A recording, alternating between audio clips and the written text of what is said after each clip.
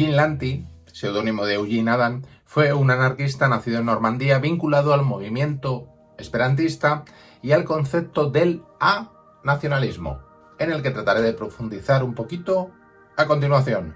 Hay que decir que, de forma obvia, Lanti, término que deriva del apodo Lantitud, el antitodo, no es una figura demasiado conocida en la historia del anarquismo. Del mismo modo, el movimiento político llamado anacionalismo, que aspiraba a eliminar el concepto de nación, ojo, criticando también el internacionalismo obrero, no es apenas recordado y yo creo que ni siquiera mencionado de pasada en las principales obras que abordan la cuestión nacional. Quiero agradecer en primer lugar a Bernat Castany Prado que me diera a conocer a Lanti y a sus ideas. Dejaré en la descripción del vídeo algún enlace a sus artículos. Eugene Lanti estuvo vinculado en un principio al Partido Comunista francés, pero muy pronto se dará cuenta de que el comunismo soviético no dejaba de ser un capitalismo de Estado, así como un monstruo burocrático controlado por una nueva élite. Será después de la Primera Guerra Mundial cuando Lanti se una al movimiento esperantista, al considerar que esta lengua universal podía superar el concepto de nación. Llegará a fundar la Asociación Anacional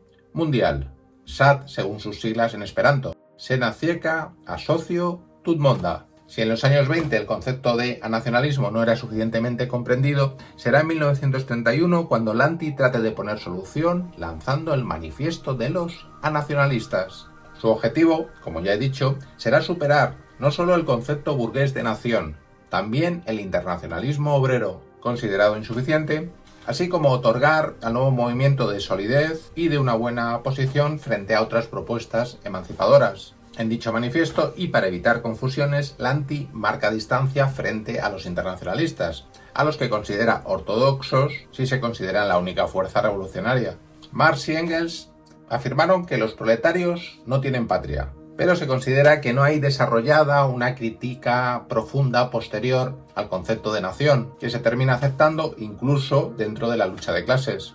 La culminación de toda esa cultura nacionalista, y es indiferente si es burguesa o proletaria, fue el sangrante conflicto mundial iniciado en 1914, en el cual la alianza entre clases prevaleció frente al antagonismo. Los nacionalistas consideraban que los esfuerzos por la independencia nacional que realizaban tantos trabajadores eran vanos y reaccionarios, y abundaban ya los ejemplos en tiempos de Lanti. Sería la lucha de clases, cimentada en el rechazo a toda nación y a todo Estado, la única herramienta que puede conducir a la deseada fraternidad mundial. Esta deseada unión mundial, en la que los trabajadores se organizarían por industrias, supondría el fin de las fronteras nacionales y con ellas de los estados, pero no de las diferencias individuales. La unidad sería espiritual, pero el tiempo libre que otorgará una racional distribución del trabajo haría surgir para Lanti un fuerte cultivo de la individualidad, caracterizado por el surgimiento de ideas, sentimientos y expresiones artísticas plurales y originales.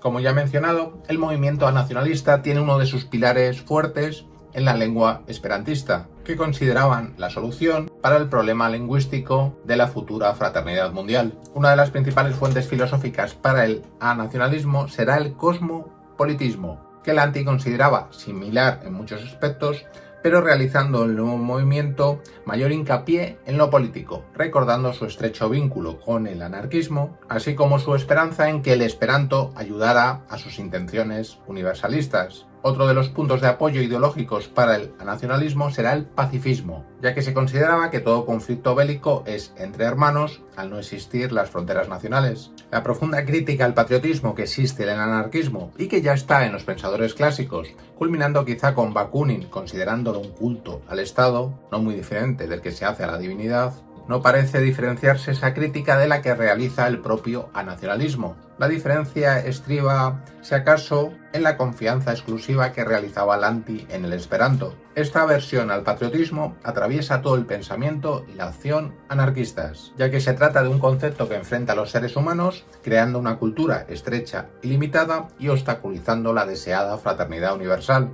Por último, otra de las influencias que merecen mencionarse para el nacionalismo es el omaranismo, una doctrina al parecer curiosamente originada en el judaísmo y que tiene igualmente sus pilares fundamentales en el cosmopolitismo, en el pacifismo y en la lengua universal del esperanto. En definitiva, un movimiento histórico del nacionalismo prácticamente desconocido en el que yo creo que nos podemos inspirar para poner al día algo, para mí, fundamental, y es la crítica al nacionalismo, pero también a ese estrecho patriotismo, conceptos que tantas veces se quieren ver enfrentados. Un patriotismo que presupone la existencia del Estado-nación y de fronteras que enfrentan a los seres humanos. Todas estas críticas con la loable aspiración de la deseada fraternidad universal. Hasta muy pronto.